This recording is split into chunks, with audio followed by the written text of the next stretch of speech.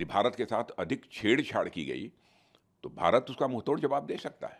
हम 2047 तक भारत को एक विकसित भारत बनाने का संकल्प लेकर आगे बढ़ रहे हैं।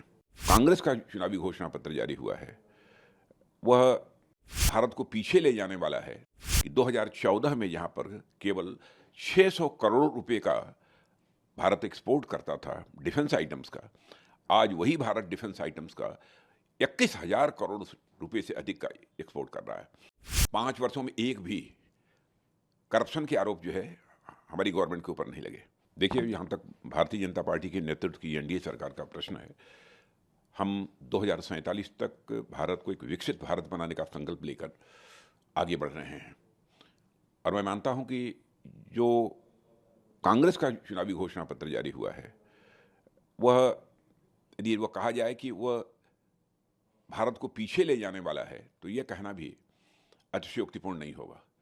यदि मैं डिफेंस की बात करूं, तो मैं पूरे विश्वास के साथ मैं कहना चाहूँगा, देशवासियों को बताना भी चाहूँगा कि रक्षा क्षेत्र में भारत ने काफ़ी मजबूती हासिल की है।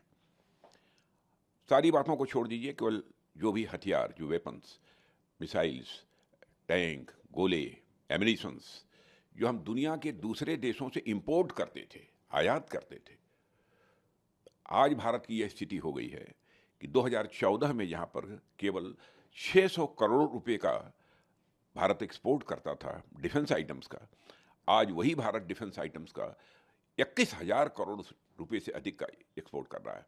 और मैं देशवासियों को यह भी बतलाना चाहता हूं, कुछ ही महीनों में और अधिक जानकारी लोगों को प्राप्त होगी कि हम कितना और एक्सपोर्ट आगे करने वाले हैं। देखिए, 5 वर्षों में एक भी करप्शन के आरोप जो है हमारी गवर्नमेंट के ऊपर नहीं लगे। जबकि रक्षा से संबंधित जो सौदे होते थे पहले, उसमें आपने देखा होगा कि कांग्रेस की गवर्नमेंट पर करप्शन के भी आरोप लगे हैं। सारी दुनिया ये देख रही है कि भारत सचमुच आर्थिक दृष्टि से ही एक विश्व की ताकत लगातार बनता जा रहा है।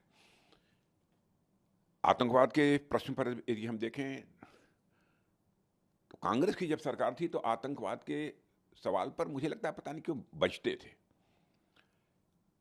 और केवल देश की जनता को कहते थे कि इस प्रकार की आतंकवादी वारदातें तो देश में छोटी मोटी होती रहती हैं। लेकिन आपने देखा कि मोदी जी के नेतृत्व की यह सरकार ने आने के बाद कितनी मजबूती के साथ, कितनी गंभीरता के साथ इस आतंकवाद के संकट को लगभग समाप्त कर देने में कामयाबी हासिल की है। पहले देश के कई राज्यों में इधर उधर की बराबर आतंकवादी घटनाएं होती रहती थी, समाचार पत्रों में खबरें सुनने को मिलती थी। लेकिन आज यदि कश्मीर को छोड़ दीजिए, शायद 1-2 महीने में कोई घटना हो गई तो हो गई, नहीं तो अब देश में कहीं पर आतंकवादी वारदात नहीं होती है। उसका कारण है, पड़ोसी देशों को भी एहसास है कि भारत पहले का भारत नहीं है। यदि भारत के साथ अधिक छेड़छाड़ की गई तो भारत उसका मुंहतोड़ जवाब दे सकता है।